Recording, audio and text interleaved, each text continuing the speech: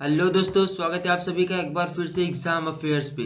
तो दोस्तों, अब तक आपने न्यूज़ में देख ही लिया होगा कि सूडान में आर्मी जो है अपने ही लोगों पर हमला कर रही है। अब तक 180 लोग जो है सूडान में मारे जा चुके हैं, ऐसा यूनाइटेड नेशन का दावा है दोस्तों। तो दोस्तों, आखिर ऐसा क्या हो रहा है सूडान में जिसकी वजह से आर्मी जो है अपने ही लोगों पर गोलीबारी कर रही है? चलिए जानते हैं पूरी कहानी। तो यहाँ पे दोस्तों देखिए, fighting continues in Sudan. At least 185 people have killed and 1800 injured in 3 days of fighting.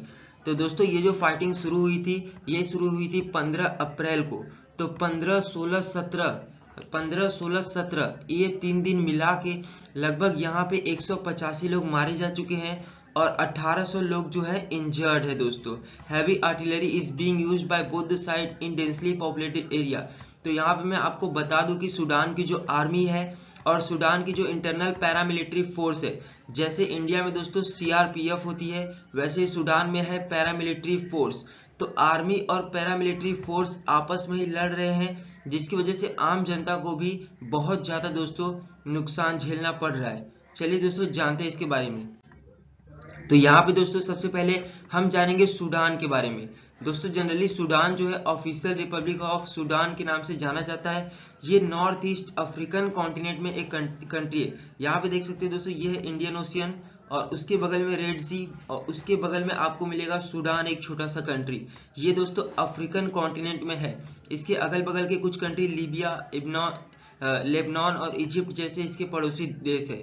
और दोस्तों, कैपिटल की बात करें तो इसका कैपिटल है खार्तूम। यहाँ पे गवर्नमेंट दोस्तों आर्मी रूल चल रहा है, मतलब यहाँ पे कोई गवर्नमेंट अभी तो नहीं है। 2021 से यहाँ पे आर्मी रूल जो है चल रहा है। और दोस्तों, इस कंट्री की पॉपुलेशन रफली आप बोल सकते हैं 4.5 करोड़ के आसपास। द ऑफिशियल, अगर दोस्तों ऑफिशियल रिलीजन की बात करें यहाँ पे, तो इसमें ज़्यादातर इस्लामीज लोग रहते हैं। और इस्लाम में भी दोस्तों सुन्नी मुस्लिम जो है वो उनकी आबादी बहुत ही ज़्यादा है। ये दोस्तों है सूडान का ऑफिशियल फ्लैग।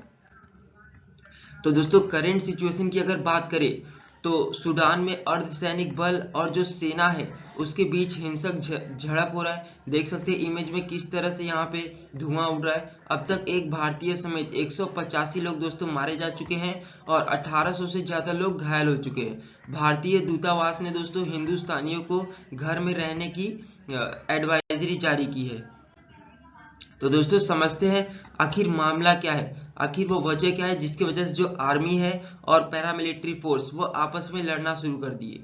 तो दोस्तों, यहाँ पे अफ्रीकी देश जो सूडान है 3 दिन से जल रहा है। वहाँ सेना और जो अर्धसैनिक बल है उनके बीच एक बार फिर संघर्ष शुरू हो गया है। दोनों ही देश की सत्ता पर कब्जा करना चाहते हैं। तो यहाँ पे दोस्तों सबसे बड़ी वजह ये है कि जो आर्मी है और पैरामिलिट्री फोर्स वो एक तरफा अपना कब्जा जमाना चाहते हैं देश पर। इस संघर्ष में अब तक 97 लोग के मारे जाने की पुष्टि हो चुकी है। आंकड़ा और बढ़ सकता है दोस्तों।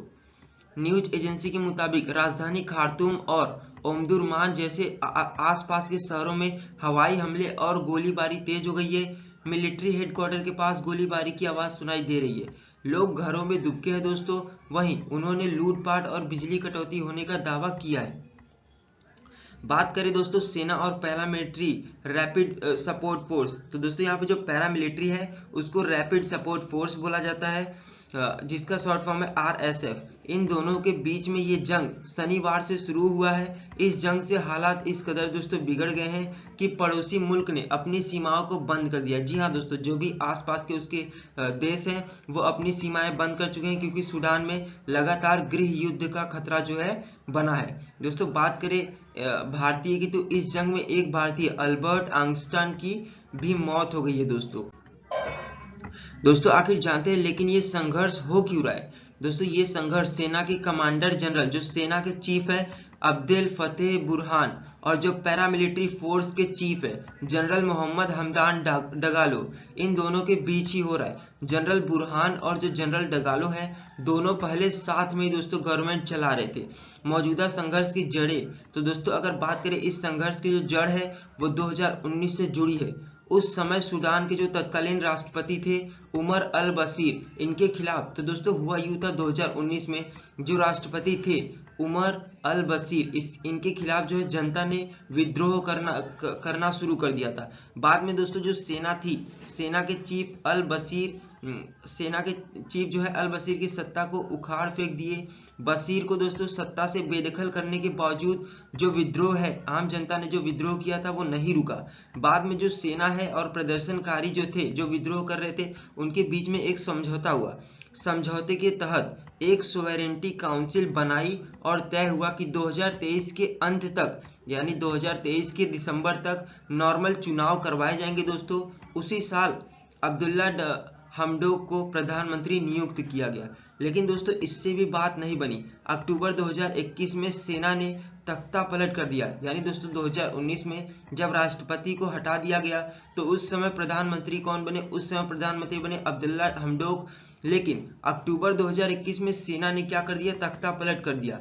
जो सेना के जनरल थे बुरहान काउंसिल के अध्यक्ष, तो जनरल डगालो उपाध्यक्ष बनाए गए। तो दोस्तों यहाँ पे जो जनरल बुरहान थे वो काउंसिल के अध्यक्ष बने और जो जनरल डगालो थे वो उपाध्यक्ष बन गए।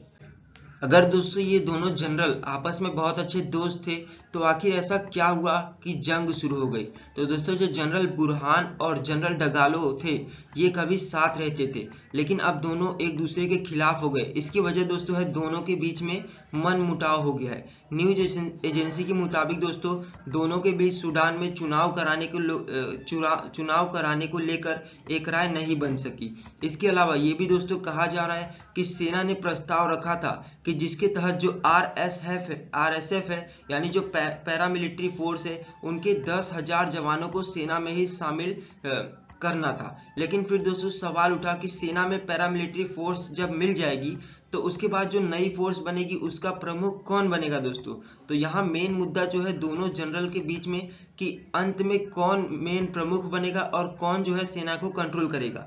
तो दोस्तों बताया जा रहा है कि बीते कुछ हफ्तों में देश भर के अलग अलग हिस्सों में जो पैरामिलिट्री फोर्स थी उसने अपना इलीगल तरीके से तैनाती बढ़ा दिया, जिससे सेना को बहुत ही ज्यादा मतलब डर होने लगा और सेना ने उकसावे और खतरे के तौर पर देखा।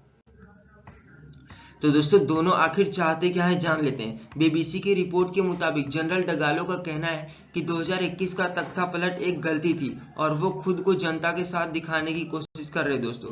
हालांकि सूडान की जो पैरामिलिट्री फोर्स है आरएसएफ, इसका ट्रैक रिकॉर्ड दोस्तों बहुत ही ज़्यादा खराब रहा है। इसका गठन 2013 में हुआ था, लेकिन इस पर मानव अधिकार के उल्लंघन के कई आरोप लगे हैं, जिसमें जून 2019 का नरसंहार भी शामिल है दोस्तों। उस नरसंहार में 120 प्रदर्शनकारी को मार डाला गया था। आपको पता ही होगा 2019 में बहुत ही बड़ा जो है प्रदर्शन चल रहा था राष्ट्रपति के खिलाफ, तो उसमें पैरामिलिट्री फोर्स ने 120 लोगों को जान से मार दिया था। वहीं दोस्तों जनरल बुरहान का कहना है कि वो सिर्फ चुनी हुई सरकार को ही सत्ता सौंपेंगे। हालांकि दोनों के समर्थकों को इस बात का डर सता रहा है कि उन्हें पद से हटा दिया तो उनके प्रभाव का क्या होगा। तो दोस्तों अब आगे क्या होगा जान लेते हैं। यहाँ पे दोस्तों देख सकते हैं ये सभी आर्मी और पैरामिलिट्री के लोग हैं। सेना और पैरामिलिट्री फोर्स के बीच दोस्तों संघर्ष ने सूडान के भविष्य पर सवाल तो खड़े कर ही दिए। पता नहीं कि ये जंग कब थमेगी, लेकिन दोस्तों सेना ने साफ कर दिया है कि जब तक पैरामिलिट्री फोर्स को भंग नहीं किया जाएगा तब तक आरएसएफ के साथ कोई बातचीत नहीं होगी। साथ ही दोस्तों सेना ने आरएसएफ के साथ काम कर रहे अपने सैनिकों को भी वापस लौटने के लिए बोल दिया है। वहीं दोस्तों आरएसएफ के प्रमुख जनरल डगालो जो है उनका कहना है ने जनरल बुरहान को अपराधी और झूठा बता दिया। तो दोस्तों यहाँ पे जो आरएसएफ के प्रमुख जनरल डगालो थे उन्होंने आर्मी जनरल बुरहान को अपराधी और झूठा बताया। रविवार को दोस्तों आरएसएफ ने ओमदुरमान में स्थित स्टेट टीवी के दफ्तर पर कब्जा कर लिया था, जिसके बाद दोस्तों स्टेट टीवी ने अपना प्रसारण बंद कर दिया था। तो दोस्तों ये सब जो है मामला है सूडान में। यहाँ पे मेन मुद्दा जो है कि जो दोनों मतलब सिक्योरिटी फोर्सेस है, आर्मी और पैरामिलिट्री फोर्स, इन दोनों के जो जनरल है उन दोनों में सत्ता के बीच को लेकर लड़ाई हो रही है, जिसके बीच आम जनता को बहुत ही ज्यादा दोस्तों समस्या हो रही है। तो दोस्तों अभी अलग अलग देश जो है अपने नागरिकों के लिए एडवाइजरी जारी कर रहे हैं और जो भी देश है इंडिया, यूएस, यूके, ये जल्द ही जल्द इस युद्ध को खत्म करने की दोस्तों अपील कर रहे हैं। तो दोस्तों इसमें आगे क्या अपडेट्स है वो हम आगे वीडियो बना के आपको जरूर बताएंगे। तब तक के लिए दोस्तों वीडियो को लाइक और चैनल सब्सक्राइब जरूर करें। धन्यवाद।